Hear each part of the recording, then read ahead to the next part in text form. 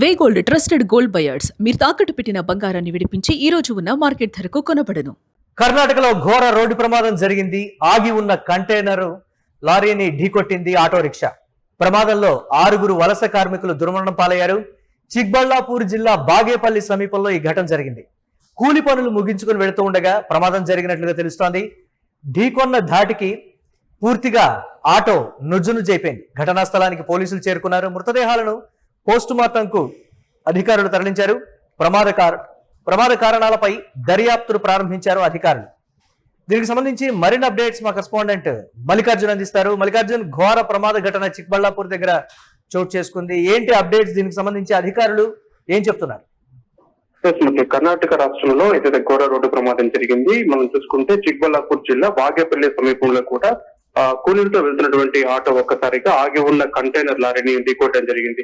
ఈ క్రమంలో కూడా ఆటోలో ప్రయాణిస్తున్నటువంటి 6 వలస కూలీలు అక్కడికక్కడే మృతి చెందగా మరికొంతమందికి తీవ్ర గాయాలయ్యే వీరిని సమీపంలోని ఆసుపత్రికి తరలించి వీరికి వైద్యం అందిస్తూ ఉన్నారు. ప్రతిరోజు కూడా వీరు కూలీ పనులకు వెళ్లి తిరిగి వస్తుంటారు. ఈ క్రమంలో కూడా బాగేపల్లి సమీపంలోకి రాగానే ఒక్కసారిగా రోడ్డు సైడ్ కు కూడా ఈ కంటైనర్ లారీ ఆగి ఉంది. దీన్ని గమనించలేదు ఆటో డ్రైవర్. ఈ క్రమంలో కూడా ఒక్కసారిగా ఆగి ఉన్న కంటైనర్ ఢీకొట్టడం వల్ల కూడా అక్కడ నుండి అక్కడికక్కడే 6 మంది మృతి చెందగా మరికొంతమందికి గాయాలనే పరిస్థితి ఉంది. కాబట్టి మృతదేహాలందరినీ కూడా పోస్ట్ మార్టం నిమిత్తం కూడా స్థానిక ప్రభుత్వ ఆసుపత్రికి తరలించారు. ప్రమాదం గల కారణాలపైన ఆరాధిస్తున్నారు పూర్తి స్థాయిలో.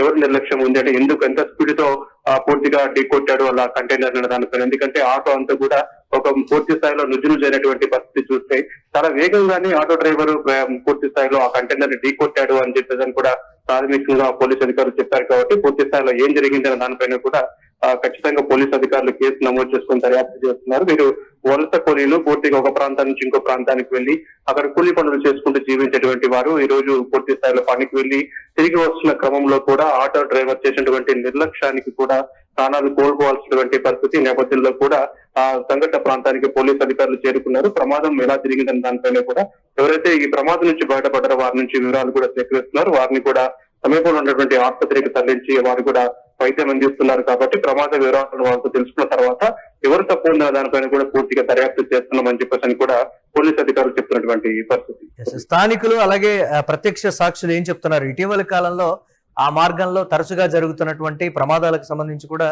మేము కంప్లైంట్ చేస్తున్నప్పటికీ కూడా పట్టించుకోవడం లేదు అధికారులు అనేటువంటి కొన్ని విమర్శలు సైన్ బోర్డుల విషయంలో కావచ్చు, లేకపోతే ఇతరత్ర వాటికి సంబంధించి దాన్ని ఎలా చూడాలంటారు?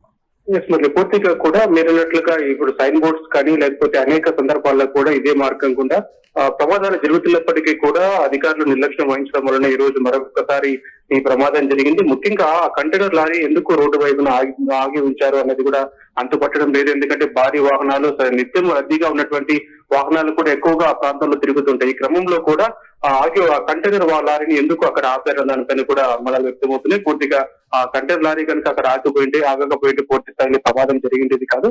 ఎందుకు ఆ కంటైనర్ లారీ అక్కడ ఆపారు దాని కోణంలో కూడా పూర్తి స్థాయిలో అధికారులు దర్యాప్తు చేస్తున్నారు. గతంలో చాలా సార్లు కూడా మనం చూసుకుంటే ఈ బాగేపల్లి సమీపంలో కూడా చాలా రోడ్డు ప్రమాదాలు జరిగాయి. అయితే ఈ క్రమంలో కూడా సైన్ బోర్డులు ఏర్పాటు చేయడం, ప్రమాద హెచ్చరికలు సూచికలు ఏర్పాటు చేయాలంటే ఈ క్రమంలో కూడా ఈ రోడ్ లో స్పీడ్ లిమిట్ ఎంత వెళ్ళాలి అని చెప్పేసి కూడా హెచ్చరికలు ఉంటే కనుక ఈ రోజు ఈ ప్రమాదం జరిగింది కాదు. వరుస ప్రమాదాలు జరుగుతున్నప్పటికీ కూడా పోలీసు అధికారులు అక్కడ చర్యలు తీసుకోకపోవడం వల్ల ఈ రోజు 6 మంది వలస కార్మికులు వీరు రెక్కాడినటువంటి పరిస్థితి. కాబట్టి ఒక ప్రాంతం నుంచి ఇంకో ప్రాంతానికి వెళ్లి పొట్టకొట్టి కోసం అక్కడికి వెళ్లి వస్తున్నటువంటి వారు ఈ నేపథ్యంలో కూడా వీళ్ళు ప్రాణాలు కోల్పోవాల్సిన పరిస్థితి వచ్చింది. కాబట్టి ఇప్పటికైనా కూడా అధికారులు పూర్తి విషయంలో స్పందించాలి.